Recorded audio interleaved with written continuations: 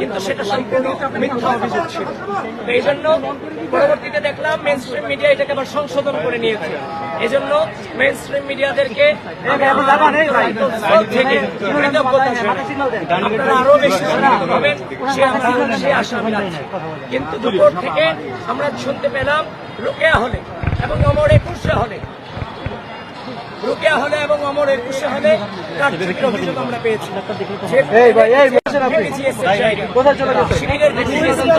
ঠিক একই ঘটনার পুনরাবৃত্তি ঘটেছে অমর 21 হলে। তার মানে একই ঘটনার পুনরাবৃত্তি ঘটে এটা কোনোভাবেই অপরিকল্পিত ঘটনা নয়।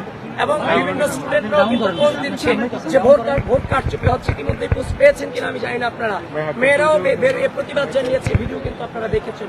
সুতরাং সবকিছু মিলিয়ে আমরা আশঙ্কা করছি যেই নির্বাচন এবং যেই গণতান্ত্রিক পরিবেশ উপহার দেওয়ার চেষ্টা সেটা শুরুতেই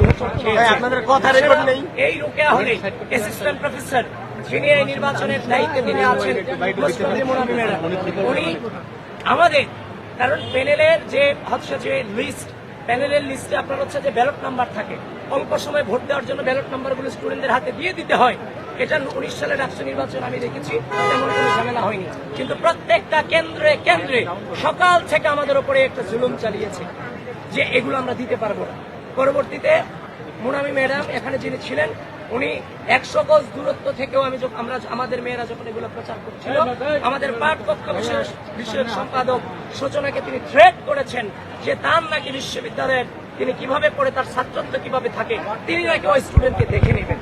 সুতরাং মুনামি ম্যাডামের তো এই ধরনের হিংস্র আচরণ করার কথা ছিল না, কেননা একটা নির্বাচন, গ্রহণযোগ্য নির্বাচন অনুষ্ঠিত হতে যাচ্ছে। সুতরাং সবকিছু মিলিয়ে আমরা আশঙ্কা করছি যে গণতান্ত্রিক পরিবেশ উপহার দেওয়ার প্রয়োজন ছিল, হয়তোবা সেটা শুরুতেই হোঁচট খেয়েছে। সুতরাং আপনাদেরকে আহ্বান করছি আপনারা আরো বেশি সচেতনতা অবলম্বন করেন। আপনারাও কেন্দ্রগুলোতে আপনারাও আপনাদের যতটুকু জানে আপনাদের প্রবেশাধিকারেও কিছুটা বাধ্যবাধকতা করে দেওয়া হচ্ছে, যেটা কোনোভাবেই কাম্য ছিল না।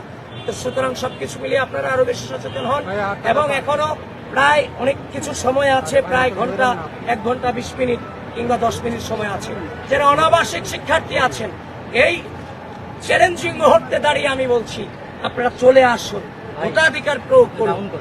এই যে যারা বাংলাদেশের স্বাধীনতাকে বিশ্বাস করে না, যারা ঢাকা বিশ্ববিদ্যালয়ের শিক্ষার্থীদের গণতান্ত্রিক মত প্রকাশের স্বাধীনতাকে বিশ্বাস করে না, যারা ঢাকা বিশ্ববিদ্যালয়ের শিক্ষার্থীদের মানবাধিকারকে বিশ্বাস করে না, নারী অধিকারকে বিশ্বাস করে না, ভোট কারচুপির মধ্য দিয়ে তাদের উত্থানকে ঢাকা বিশ্ববিদ্যালয়ের সাধারণ শিক্ষার্থীরা কখনোই মেনে নেবে না। আমরা নির্বাচন কমিশন এবং বিশ্ববিদ্যালয় প্রশাসনকে আহ্বান করছি যে অভিযোগগুলো এসেছে